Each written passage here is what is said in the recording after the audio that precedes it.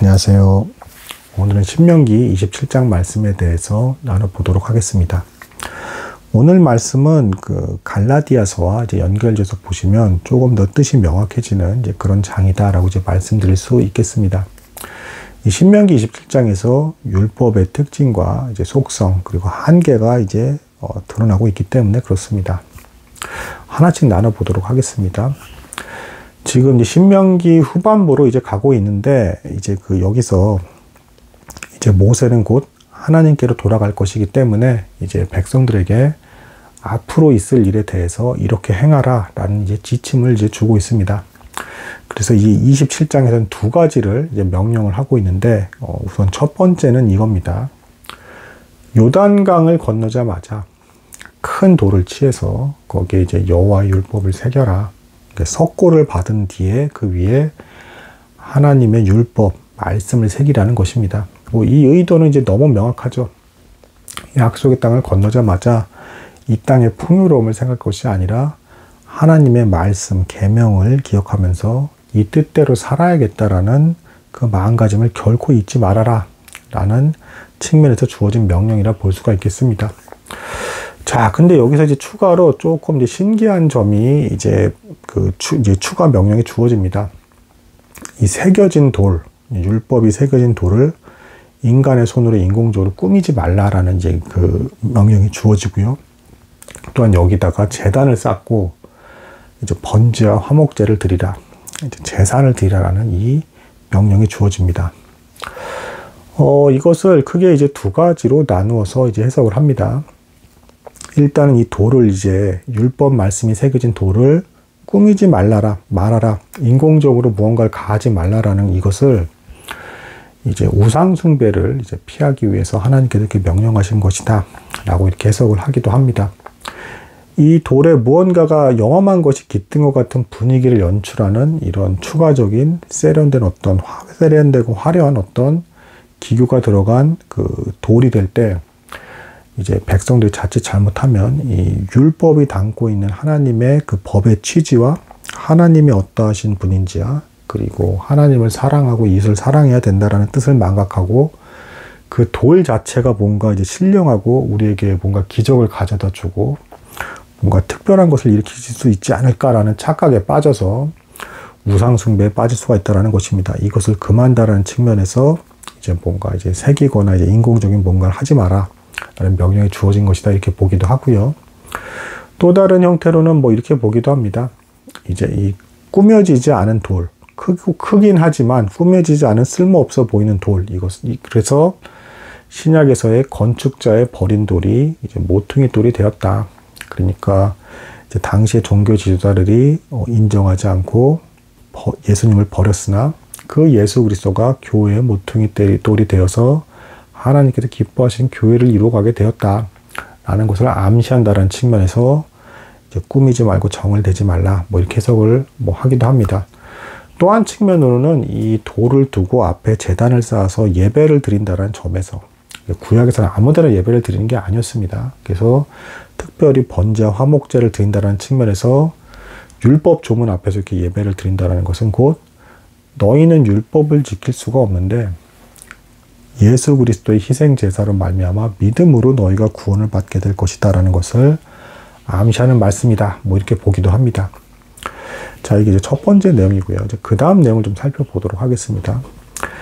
그 다음 명령은 이제 또 27장에서 나온 두 번째 명령은 이제 뭐냐면, 나중에 약속의 땅을 차지했을 때 에브라임 지파에 속한 지역에 이제 골짜기를 중심으로 양쪽에 산이 있는 지역이 있는데, 한쪽을 그리심 산이라 명을 하고 한쪽을 에발산이라고 이제 명을 해서, 그리심 산에는 축복을, 에발 산에는 저주를 상징하는 것으로 6지파가 각각 나뉘어서 씁니다.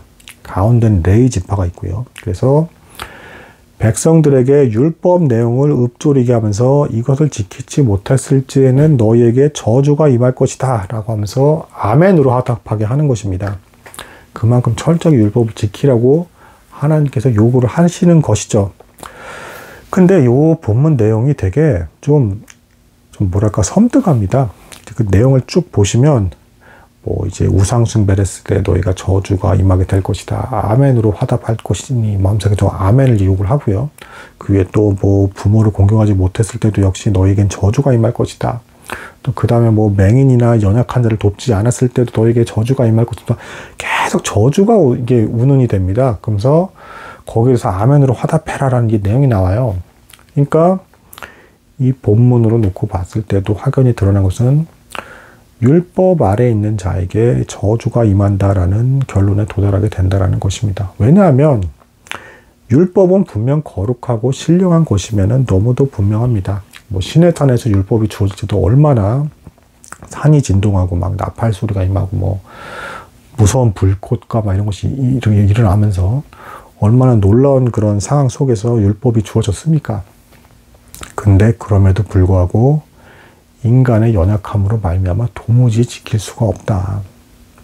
이걸 온전히 지킬 수가 없다라는 것입니다. 그리고 그런 자에게는 오늘 이 21장의 이제 후반부에 나온 내용처럼 저주가 임하게 될 것이다라는 것입니다. 그러니까 율법은 죄를 드러내지만 이것을 지키게 하는 능력을 준다거나 혹은 그래서 인간을 구원에 이르게 하는 능력은 없다라는 것입니다. 얼마나 끔찍한 일입니까? 그래서 율법 아래에 있는 자는 곧 저주 아래에 있는 자인데, 근데 여기서 이제 하나님께서 예수 그리스도로 말미암아 믿음으로 주어지는 구원의 필요성을 가르쳐 주시는 것입니다.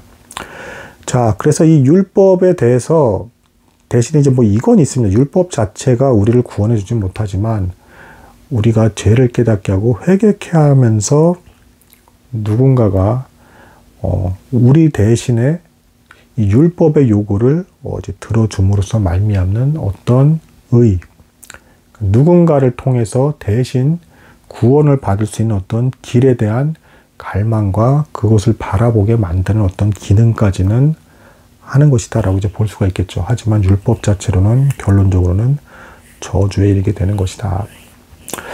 자, 그래서 이거를 이렇게 뭐 대조해서 보기도 합니다. 여기선 지금 계속 저주가 나오고 있죠. 근데 마태복음 이제 5장을 보시면 예수님께서는 산 위에서 팔복을 이제 선언하십니다. 그래서 이걸 이렇게 대조적으로 이렇게 보면서 율법 아래에 있는 자는 저주에 있지만 예수의 복음을 듣고 믿는 자에게는 복이 임한다. 참된 구원이 임한다. 뭐 이제 이렇게 보기도 하고요. 그래서 실제로 요한복음 1장 17절에서도 율법은 모세로 말미암았지만 은혜와 진리는 예수 그리스도로 말미암은 것이다 라고 해서 율법과 복음을 분명하게 이렇게 대조하고 있습니다. 자, 그리고 이제 갈라디아서는 그래서 율법의 기능이 결국에는 예수 그리스도로 인도하는 몽학 선생의 역할을 한다라고 이렇게 얘기를 하기도 하고요. 그래서 오늘 그 그리심 산에서 축복, 에발 산에서 저주, 그리고 각각의 산에 6지파씩 이제 분류된 그 배치도 보시면 신기하게도 이제 그리심 산 축복 쪽에 있는 그 자녀들이 이제 그 야곱의 본처의 자녀입니다. 딱 하나만 빼고 그 르우벤, 그러니까 장자 르우벤만 빼고, 장자 르우벤은 어땠습니까? 이제 아버지의 침상을 더럽혀서 장자권을 잃어버린 지파이기도 하죠. 이 장자 르우벤을 제외한 나머지 이제 6지파가 야곱의 본처의 소생들이다. 그러니까 이제 갈라디아에서도 아브라함의 가정을 두면서 어떻게 해석을 합니까? 그러니까 이제 그 사라에게서 난 이제 언약의 자녀 이삭은 곧 은혜와 언약의 자녀로서 이제 나타내는, 그러니까 하나님과 예수 그리스도를 믿음으로 말미암는 하나님과 자녀와의 관계를 이제 표상하고 있다라고 한다. 그러면 이제 그 하갈과 이스마엘의 이제 이 가문에 대해서는 어떻게 이제 묘사를 하고 있습니까? 신의 산을 상징하는 것이며 종의 마음으로 하나님을 섬기는, 그러니까 율법 아래에 있는 자로서의 모습을 이제 상징하는 것으로 해석을 하고 있죠. 그래서 지금 오늘 이 신명기 27장의 말씀을 통해서 이제 보건대 율법은 저주를 선언하고 있고 예수 그리스도는 믿음으로 말미암는 구원의 복을 상징하고 있는 것이다. 뭐 이렇게도 해석이 가능한 장이 이제 신명기 27장이다. 이렇게 말씀드릴 수가 있겠습니다.